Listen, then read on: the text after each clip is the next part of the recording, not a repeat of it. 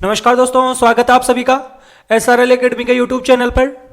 दोस्तों, आज के जो ये वीडियो है, इस वीडियो के अंतर्गत हम बात करने वाले हैं एक जो आपकी अंतःस्रावी ग्रंथि होती है, जिसका नाम होता है आपका जो अग्नाशय ग्रंथि है, उसके बारे में। और उसके बाद में हम जनन ग्रंथियों के बारे में बात करने वाले हैं। और जो ये जनन ग्रंथियां होती हैं, ये नर में तो होती हैं वृषण, और मादा होते हैं उनके अंदर पाए जाते हैं अंडाशय। तो इन सब की संरचना और साथ साथ में इनके कार्य के बारे में भी हम बात करने वाले हैं। तो इस कारण वीडियो को पूरा जरूर देखें। और इसके अलावा यदि आप हमारे चैनल पर नए हैं, पहली बार आप हमारे चैनल पर आए हैं, तो हमारे चैनल को सब्सक्राइब भी जरूर करें। इसके अलावा वीडियो को लाइक और शेयर भी जरूर करें। तो आज के इस वीडियो के अंतर्गत सबसे पहले हम बात करते हैं किसके बारे में? अग्नाशय ग्रंथि के बारे में। देखो, ये जो डायग्राम आप देख रहे हो यहां पर, ये डायग्राम किसका है? अग्नाशय का है। यहां पर यदि हम देखें तो ये तो हमारी छोटी आंत का पहले वाला हिस्सा है, जिसे हम बोलते हैं डेड्यूनम। और ये जो आपको एक अंग दिख रहा है, ये वाला, ये है आपका कौन सा? आपके अग्नाशय ग्रंथि, या जिसे हम पेनक्रियाज कहते हैं, उसके बारे में आपको यहां पर डायग्राम में दिखाया हुआ है।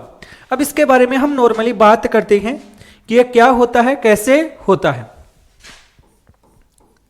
तो सबसे पहले आज हम बात कर रहे हैं अग्नाशय के बारे में। अग्नाशय, या जिसे हम क्या कहते हैं? पेनक्रियाज कहते हैं। क्या कहते हैं भाई? पेनक्रियाज। देखो, सबसे पहले हम बात करते हैं अग्नाशय को। हमने जो हमारा पाचन तंत्र था उस समय भी पढ़ा था। हमने आपको बताया था कि जो अग्नाशय ग्रंथि होती है, यह ग्रंथि आपके पाचन में सहायक ग्रंथि के रूप में कार्य करती है। और इससे बहुत सारे आपके एंजाइम होते हैं, वो स्रावित किए जाते हैं। लेकिन आपको ध्यान रखना है कि जो ये अग्नाशय ग्रंथि होती है, जो ये पेनक्रियाज होता है, ये एक प्रकार की मिश्रित ग्रंथि होती है। मिश्रित ग्रंथि से क्या मतलब हो गया कि ये बहिस्रावी ग्रंथि के रूप में भी कार्य करती है और अंतःस्रावी ग्रंथि के रूप में भी कार्य करती है।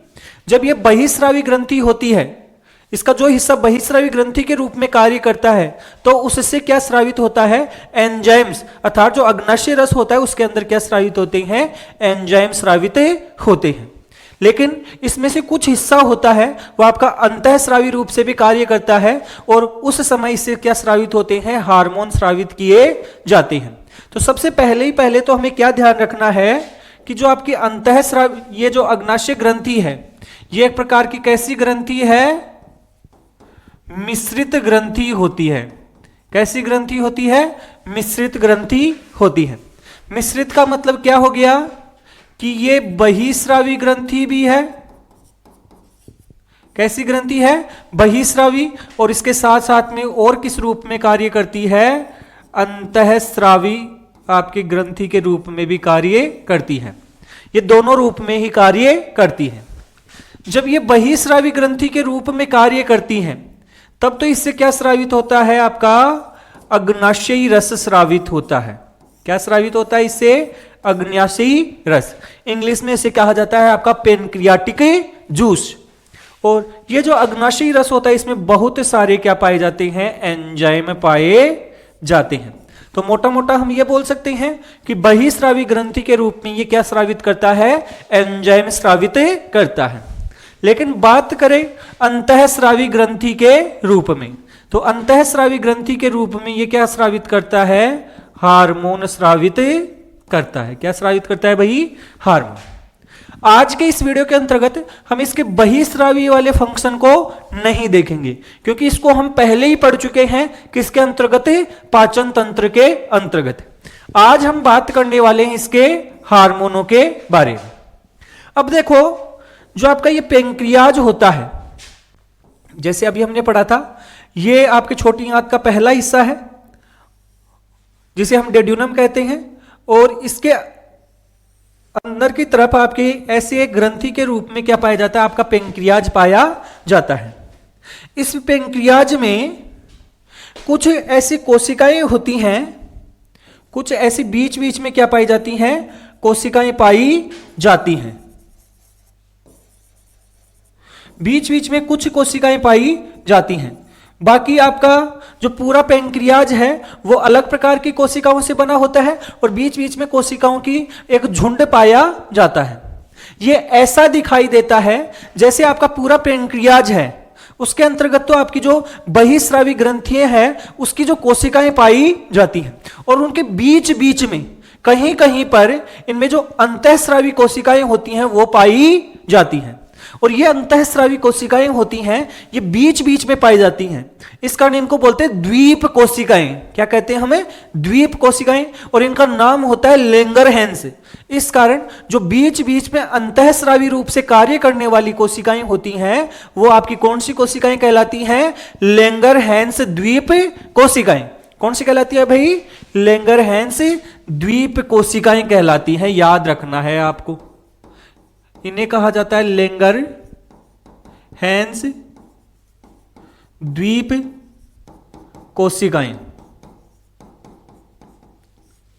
और ये कोशिकाएं होती हैं, कुल कोशिकाओं का आपके 1 से लेकर कितना प्रतिशत होती हैं? 2% ही होती हैं। कहने का मतलब यह हो गया कि जो आपकी अग्नाशय ग्रंथि होती है इसका जो ज्यादातर हिस्सा होता है, लगभग 98 से 99% हिस्सा होता है, वो आपका किस रूप में कार्य करता है? बहिस्रावी रूप से कार्य करता है। तो इसका ज्यादातर हिस्सा है आपका कितना? 98 से लेकर 99%। ये हिस्सा है आपका किस रूप में कार्य करता है? बहिस्रावी रूप में कार्य करता है। बाकी 1 से 2% आपकी कौन सी कोशिकाएं होती हैं? लैंगरहैंस द्वीप कोशिकाएं होती हैं। और ये लैंगरहैंस द्वीप कोशिकाएं हैं, ये आपके किस रूप में कार्य करती हैं? अंतःस्रावी रूप से कार्य करती हैं। किस रूप से कार्य करती हैं? अंतःस्रावी। तो आपको ध्यान रखना है कि ये कोशिकाएं बहुत ही कम पाई जाती हैं। आपको याद रखना है कि अग्नाशय होता है, इसमें आपकी 10 से लेकर 20 लाख तक, कितनी भाई? ध्यान से सुन लेना, 10 से लेकर 20 लाख तक आपकी लैंगरहैंस द्वीप कोशिकाएं पाई जाती हैं। ये द्वीप होते हैं वो कितने होते हैं? 10 लाख से लेकर कितने? 20 लाख तक पाए जाते हैं। तो ये आपको ध्यान रखना है। अब ध्यान से सुनो, ये जो लैंगरहैंस जो आपकी आइसलैंड सेल्स हैं, कौन सी कोशिकाएं हैं? लैंगरहैंस आइसलैंड सेल्स हैं। ये आपकी मुख्य रूप से 3 प्रकार की होती हैं। कितने प्रकार की होती हैं भाई? 3। जिनमें से एक तो होती हैं जिन्हें हम बोलते हैं अल्फा कोशिकाएं। क्या कहते हैं भाई? अल्फा कोशिकाएं। एक होती हैं जिन्हें हम बोलते हैं बीटा कोशिकाएं, उन्हें कहते हैं बीटा कोशिकाएं। और एक होती हैं जिन्हें हम कहते हैं डेल्टा कोशिकाएं। क्या कहते हैं भाई? डेल्टा कोशिकाएं। तो आपकी लैंगरहैंस द्वीप कोशिकाएं होती हैं, उनके भी क्या होते हैं? अलग अलग प्रकार होते हैं। अब हम देखते हैं कि हार्मोन कैसे स्रावित किए जाते हैं। तो सबसे पहले हम बात करते हैं अल्फा कोशिकाएं। किसके बारे में बात करते हैं? अल्फा कोशिकाएं। और जो ये अल्फा कोशिकाएं होती हैं, इनसे एक हार्मोन स्रावित किया जाता है। क्या स्रावित किया जाता है भाई? एक हार्मोन। और उस हार्मोन का नाम होता है आपका ग्लूकागोन हार्मोन। कौन सा हार्मोन होता है? ग्लूकागोन।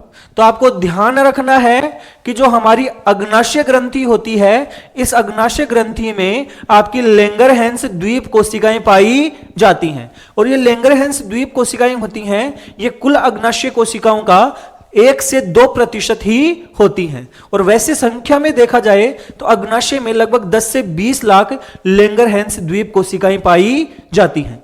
ये अल्फा, बीटा, डेल्टा ऐसे प्रकार की होती हैं। अल्फा कोशिकाओं से एक हार्मोन स्रावित होता है जिसका नाम है ग्लूकागोन। बीटा कोशिकाओं से एक हार्मोन स्रावित होता है जिसका नाम होता है इंसुलिन। और जो आपकी डेल्टा कोशिकाएं हैं उससे एक हार्मोन स्रावित होता है जिसका नाम है सोमेटोस्टेनिन। तो इस प्रकार से ये कोशिकाएं पाई जाती हैं। तो सबसे पहले हमने बात कर ली है अल्फा कोशिकाओं की। और इससे क्या पाया जाता है? एक हार्मोन पाया जाता है, आपका हार्मोन स्रावित होता है जिसका नाम क्या होता है? Glucagon hormone. ये ग्लूकागोन हार्मोन है, इसके कार्य क्या क्या हैं? देखो भाई, ये ग्लूकागोन हार्मोन क्या करता है? तो ध्यान से सुन लेना, इनसे जो भी हार्मोन स्रावित होते हैं ये रक्त में किसकी मात्रा भाई? ग्लूकोज की मात्रा, ग्लूकोज की मात्रा का क्या करते हैं? नियंत्रण करते हैं, नियंत्रण करते हैं। रक्त के अंदर हमारा जो ब्लड है, इस ब्लड के अंदर ग्लूकोज अर्थात शुगर होता है, एक निश्चित मात्रा में पाई जाती है। और ये निश्चित मात्रा तक बनाए रखने में जो सबसे ज्यादा योगदान होता है वो इंसुलिन और आपके ग्लूकागोन हार्मोन का होता है। हालांकि जो अन्य हार्मोन होते हैं उनका भी योगदान होता है, लेकिन सबसे महत्वपूर्ण योगदान है वो आपके इन दो हार्मोनों का होता है। तो ये कार्य क्या करता है? हमारा जो रक्त होता है, इस रक्त में आपके ब्लड शुगर का, या जिसे हम बोलते हैं ग्लूकोज, क्या बोलते हैं भाई? ग्लूकोज। इस ग्लूकोज का क्या होता है? इसको बढ़ाता है। ध्यान से सुन लेना, इसको क्या करता है? बढ़ाने का कार्य करता है। यह आपको ध्यान रखना पड़ेगा कि ग्लूकागोन है यह हमारे ब्लड में ग्लूकोज के लेवल को क्या करता है? बढ़ाता है। तो यह आपको ध्यान रखना है। इस कारण आपको ध्यान रखना है कि इसे क्या कहा जाता है? हाइपर ग्लाइसीमिक हार्मोन भी इसे कहा जाता है। क्या कहा जाता है भाई? Hyper glycaemic hormone. क्यों भाई? हाइपर का मतलब होता है ज्यादा, तो ये आपके ब्लड में ग्लूकोज के लेवल को क्या करता है? बढ़ाता है। इसी कारण इसे कहा जाता है हाइपर ग्लाइसेमिक हार्मोन। हार्मोन पता चल गया, क्या काम करता है वो पता चल गया। अब ये ब्लड में ग्लूकोज लाता कहां से है भाई? ब्लड में ग्लूकोज कहां से लाता है? तो देखो ये क्या क्या करता है। जो आपका ग्लाइकोजन होता है, क्या होता है भाई? ग्लाइकोजन, जो आपका कहां स्टोर रहता है? आपकी लीवर की कोशिकाओं में। जो आपका कहां पर स्टोर रहता है? एडिपोस कोशिकाओं में। एडिपोसाइट होती हैं जिसके अंतर्गत स्टोर रहता है, जो आपके पेट के आसपास होती हैं। और आपकी लीवर की कोशिकाएं जो हिपेटोसाइट कोशिकाएं होती हैं उनमें स्टोर होता है। अब जैसे ही ब्लड के अंदर ग्लूकोज की मात्रा कम होती है तो इसको तो बढ़ाना पड़ेगा। कैसे बढ़ाएगा भाई?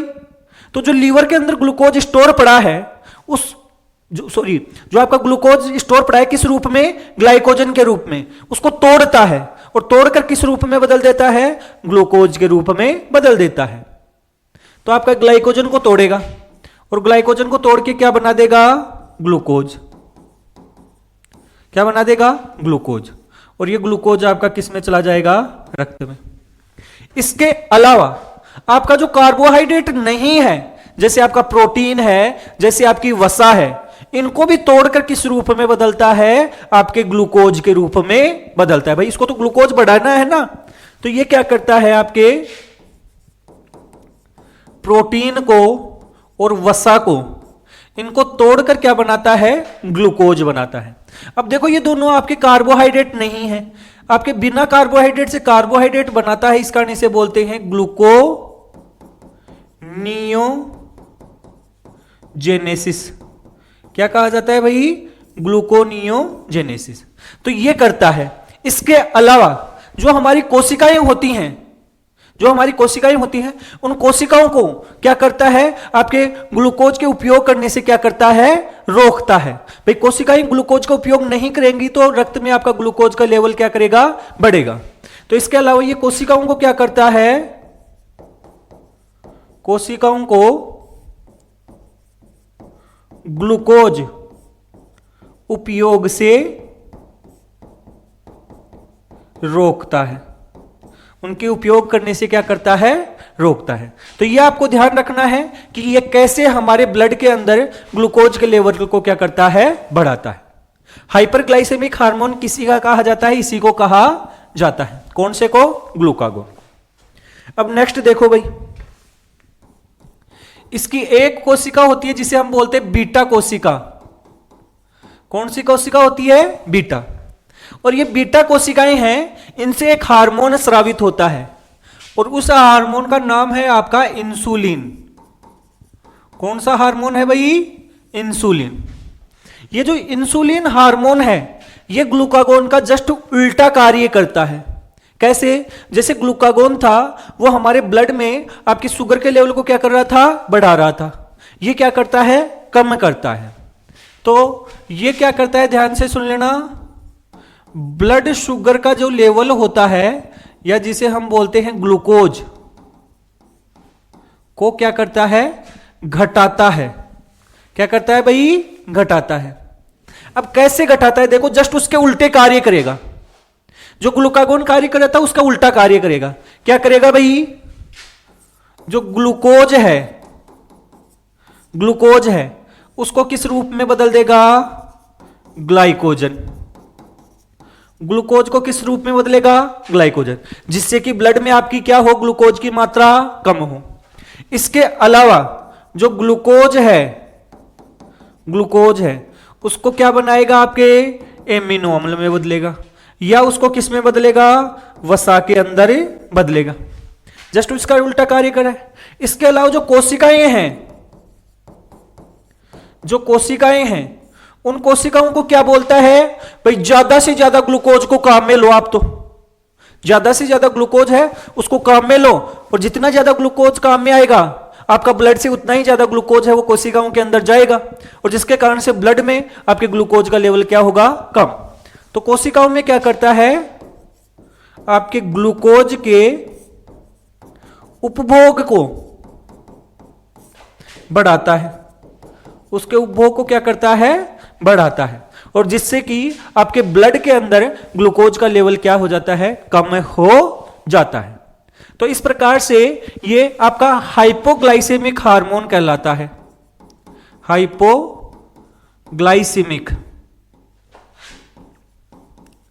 क्या कहलाता है, हाइपोग्लाइसेमिक हार्मोन कहलाता है।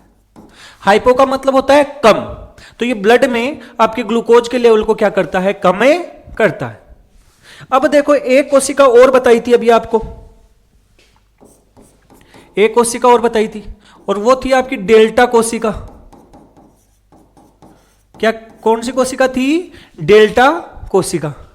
और ये डेल्टा कोशिका थी, इससे एक हार्मोन स्रावित होता है जिसका नाम है सोमेटोस्टेनिन।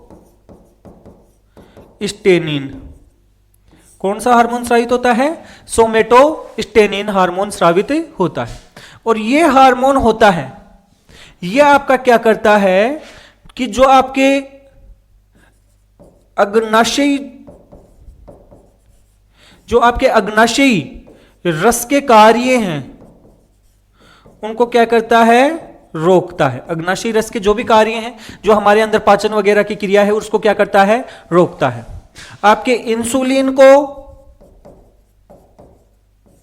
व ग्लूकागोन को क्या करता है, रोकता है। इनको कार्य करने से क्या करता है, रोकता है। तो एक तरीके से रोकने का कार्य करता है। आपको मैं फिर बता दूं कि जब हमने आपकी हाइपोथैलेमस ग्रंथि पढ़ी थी तो उससे हमने एक हार्मोन पढ़ा था, निरोधी हार्मोन। तो वृद्धि हार्मोन के लिए जो निरोधी हार्मोन होता है उसका नाम होता है GHRH। कौन सा हार्मोन था, GHRH, सॉरी GHIH। कौन सा हार्मोन था, GHIH। इस हार्मोन को भी कहा जाता है सोमेटोस्टेनिन। इसका भी नाम क्या है, सोमेटोस्टेनिन। और यहां पर भी कौन सा हार्मोन है, सोमेटोस्टेनिन। तो सोमेटोस्टेनिन हार्मोन आपका हाइपोथैलेमस से भी स्रावित होता है। सोमेटोस्टेनिन हार्मोन आपका किससे स्रावित होता है, अग्नाशय से भी स्रावित होता है, लेकिन दोनों के कार्य अलग अलग होते हैं। वो आपके वृद्धि को क्या करता है, रोकता है, वृद्धि हार्मोन के सिक्रेशन को रोकता है। और ये वाला है, ये आपका इंसुलिन को और ग्लूकागोन के सिक्रेशन को क्या करता है, रोकता है। अग्नाशय के जो भी एंजाइम है उनके सिक्रेशन को क्या करता है, रोकने का कार्य करता है। यह आपको ध्यान रखना पड़ेगा।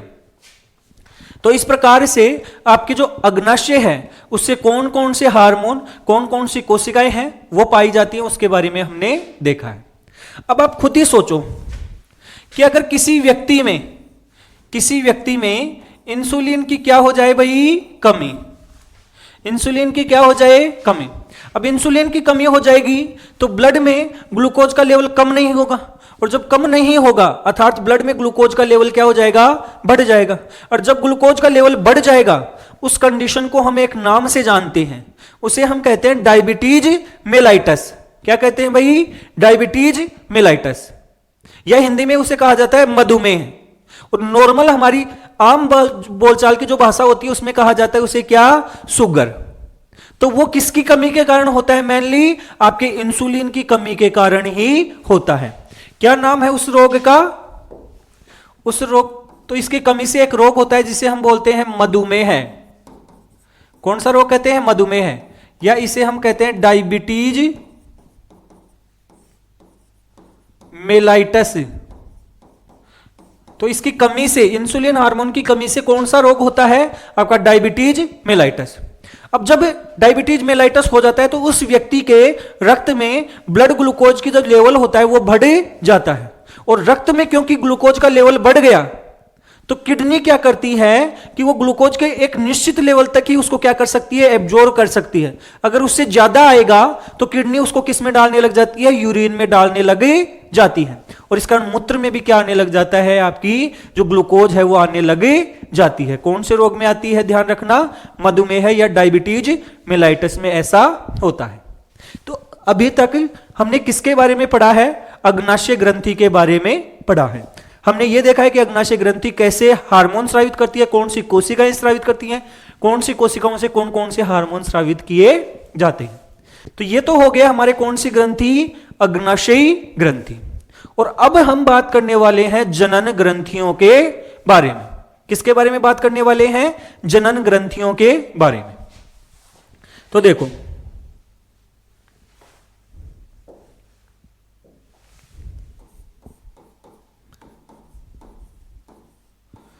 जनन ग्रंथियां, और ये जनन ग्रंथियां होती हैं, ये आपके जो नर होते हैं और मादा होती हैं, इनमें क्या होती हैं? अलग अलग पाई जाती हैं। अब जो नर हैं इनके अंदर जो जनन ग्रंथि होती है वो तो होती है वृषण। क्या होती है भाई? वृषण। और मादा होते हैं उनके अंदर क्या होते हैं? अंडाशय होते हैं। यह आपकी जनन ग्रंथियों के रूप में कार्य करते हैं।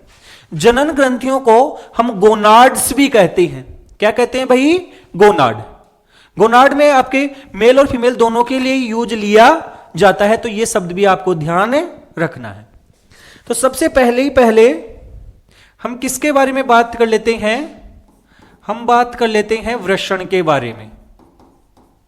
तो वृषण क्या है? आपकी नर जनन ग्रंथि।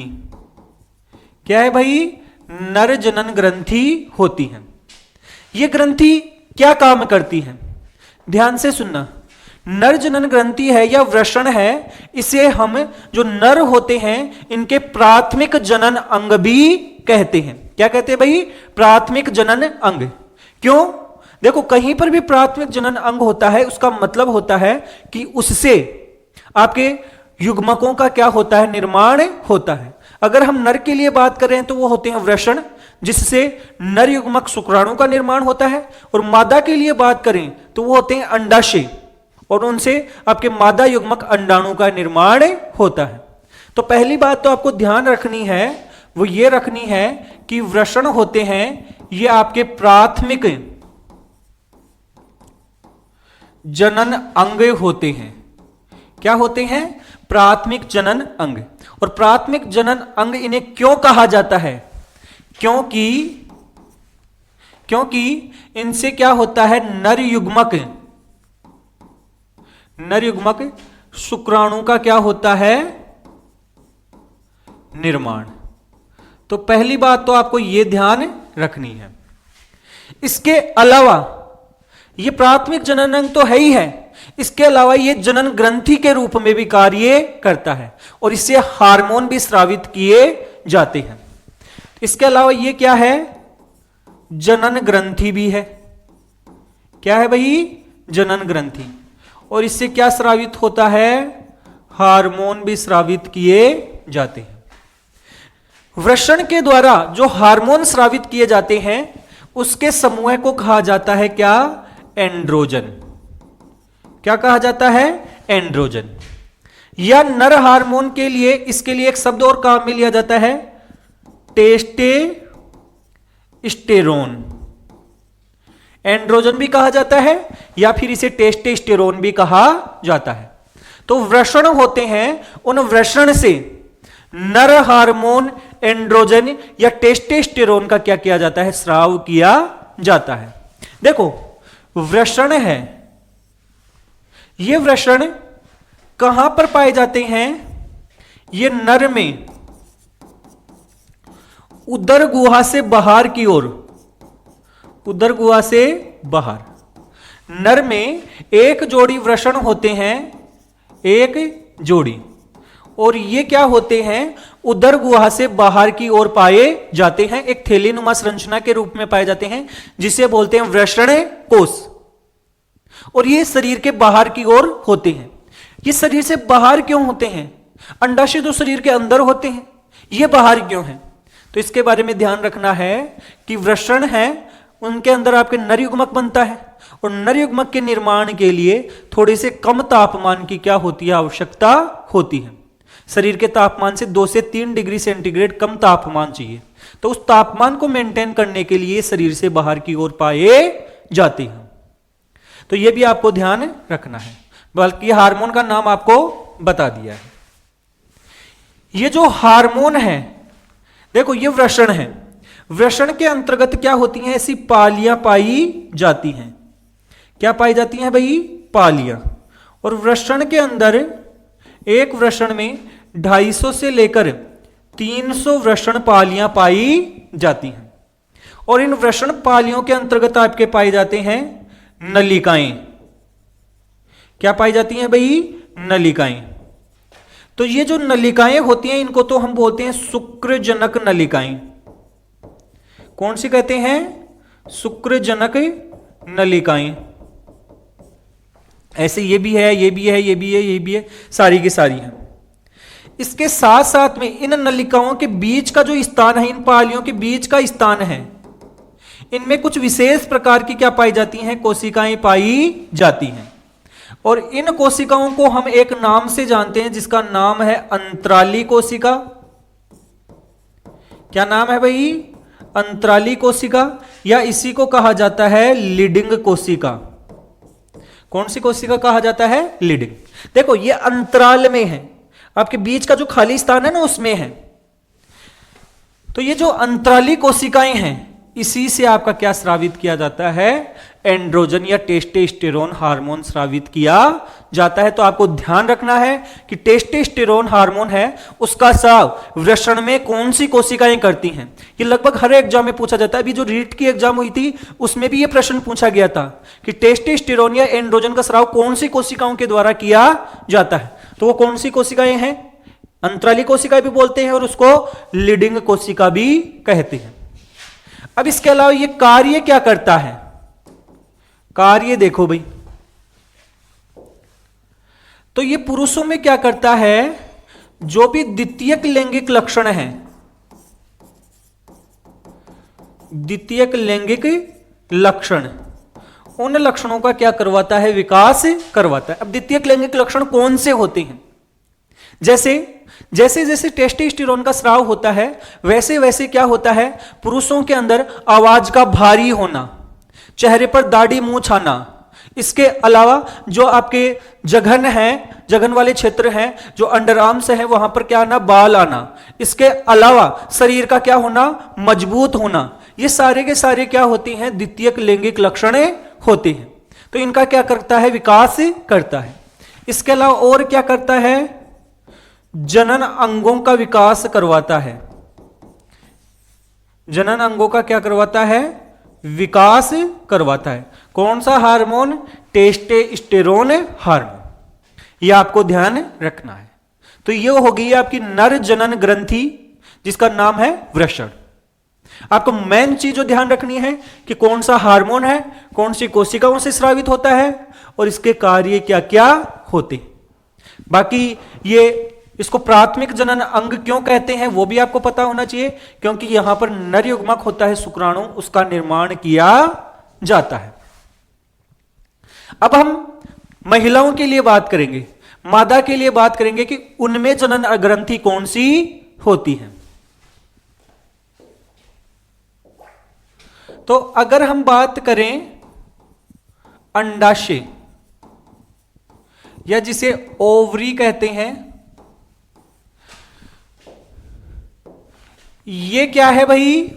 ये आपकी मादा जनन ग्रंथि होती है। ये क्या है? जनन ग्रंथि।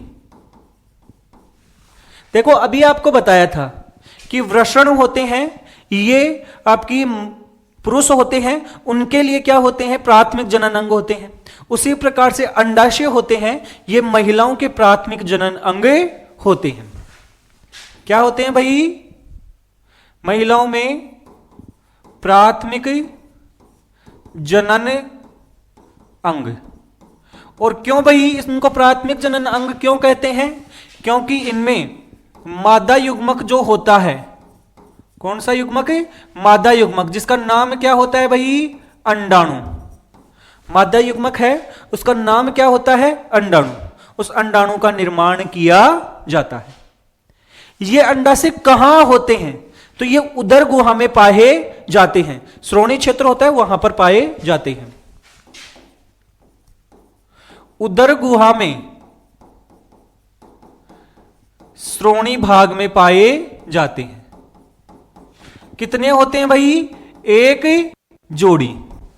कितने अंडाशय होते हैं? एक जोड़ी, मतलब 2 अंडाशय पाए जाते हैं। ये जो अंडाशय हैं, ये जनन ग्रंथि के रूप में कार्य कर रहे हैं, और जनन ग्रंथि के रूप में इनसे क्या होते हैं? हार्मोन स्रावित किए जाते हैं। तो इनसे क्या होते हैं भाई? हार्मोन। और हार्मोन 2 हैं इनसे। एक तो है आपका एस्टेरोजन, और एक प्रोजेस्टेरोन।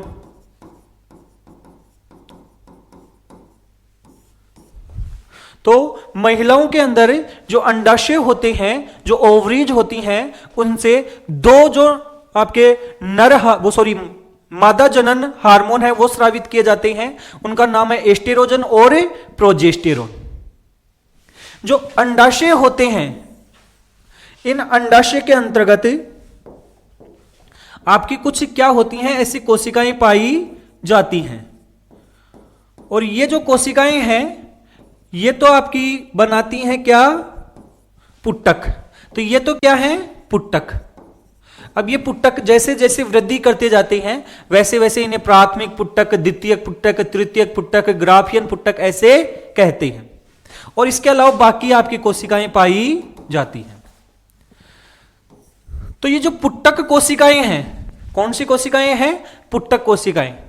इनसे तो क्या स्रावित होता है? एस्टेरोजन स्रावित होता है। कौन सा हार्मोन स्रावित होता है? एस्टेरोजन। कौन सी कोशिकाओं से? पुट्टक कोशिकाओं से। और ये एस्टेरोजन है, जितना ज्यादा स्रावित होगा इनका विकास करवाता है। पुट्टक के विकास के लिए ये हार्मोन होता है, ये महत्वपूर्ण होता है। कौन सा? एस्टेरोजन। तो ये क्या करवाता है? पुट्टक का विकास करवाता है। अब ध्यान से सुनना, ये जो पुट्टक होते हैं धीरे धीरे जैसे जैसे विकसित होते जाते हैं, तो विकसित होने के बाद में इन पुट्टक में से जो अंडाणु होता है वो निकल जाता है बाहर। पुट्टक में से क्या होता है? जो ये पुट्टक है, इसके पुट्टक के बीच में क्या पाया जाता है? आपका अंडाणु पाया जाता है। क्या पाया जाता है? अंडाणु। और जब ये पुट्टक होते हैं, उस पुट्टक में से ये अंडाणु क्या करता है? बाहर निकल जाता है। तो इससे एक संरचना बन जाती है। क्या बन जाती है? एक संरचना। और इस संरचना को हम क्या कहते हैं? कॉर्पस ल्यूटियम कहते हैं। क्या कहते हैं भाई? Corpus luteum. तो ध्यान से सुनना कि जब तक पुट्टक है उससे एस्टेरोजन ज्यादा स्रावित होता है। जैसे ही उस पुट्टक में से या आपका परिपक्व पुट्टक होता है, उसमें से जो आपका अंडाणु होता है वो बाहर निकल जाता है, अंडोत्सर्ग हो जाता है, तो जो बची हुई संरचना होती है उसे क्या कहा जाता है? कॉर्पस ल्यूटियम कहा जाता है। और इस कॉर्पस ल्यूटियम से कौन सा हार्मोन स्रावित होता है? प्रोजेस्टेरोन हार्मोन स्रावित होता है। याद रखना, प्रोजेस्टेरोन हार्मोन स्रावित होता है। एस्टेरोजन तो आपको बता ही दिया, पुट्टकों का क्या करवाता है? विकास। इसके अलावा महिलाओं में, ध्यान से सुनना, ये एस्टेरोजन है महिलाओं में जो द्वितीयक लैंगिक लक्षण हैं, द्वितीयक लैंगिक लक्षण कौन कौन से हो गए? जैसे हो गए आवाज का क्या होना, पतली होना। इसके अलावा बात करें स्तन ग्रंथियों का क्या होना, विकास होना। जनन अंगों का क्या होना, विकास होना। श्रोणि क्षेत्र में बालों का उगना। ये सारे के सारे जो भी द्वितीयक लैंगिक लक्षण हैं, इनका विकास कौन करवाता है? एस्टेरोजन करवाता है। इसके साथ साथ में आपके पुट्टक का क्या करवाता है? विकास करवाता है। तो ये कार्य तो किसके हैं? एस्टेरोजन के। और ये प्रोजेस्टेरोन हार्मोन क्या करता है? ये प्रोजेस्टेरोन हार्मोन प्रसवता मतलब डिलीवरी के समय में, या हम बोलते हैं जो गर्भावस्था होती है, गर्भावस्था, उस गर्भावस्था को बनाए रखने के लिए क्या होता है? जरूरी होता है। प्रेगनेंसी के अंदर जो सबसे महत्वपूर्ण हार्मोन होता है वो होता है प्रोजेस्टेरोन। प्रोजेस्टेरोन प्रेगनेंसी को बनाए रखने के लिए क्या होता है? जरूरी होता है। इसके अलावा स्तन ग्रंथियों का क्या करवाता है? विकास करवाता है। उनमें दूध के निर्माण को क्या करता है? प्रेरित करता है। स्तन ग्रंथियों में उनका विकास करवाना और दुग्ध निर्माण को क्या करता है? प्रेरित करता है। कौन सा हार्मोन? Progesterone hormone. इसी कारण प्रोजेस्टेरोन हार्मोन को प्रेगनेंसी हार्मोन भी कहा जाता है। प्रोजेस्टेरोन हार्मोन को क्या कहा जाता है? प्रेगनेंसी हार्मोन कहा जाता है। तो अब तक हमने आज के इस वीडियो के अंतर्गत जो अग्नाशय ग्रंथि है उससे कौन कौन से हार्मोन स्रावित होते हैं उनके बारे में देखा है।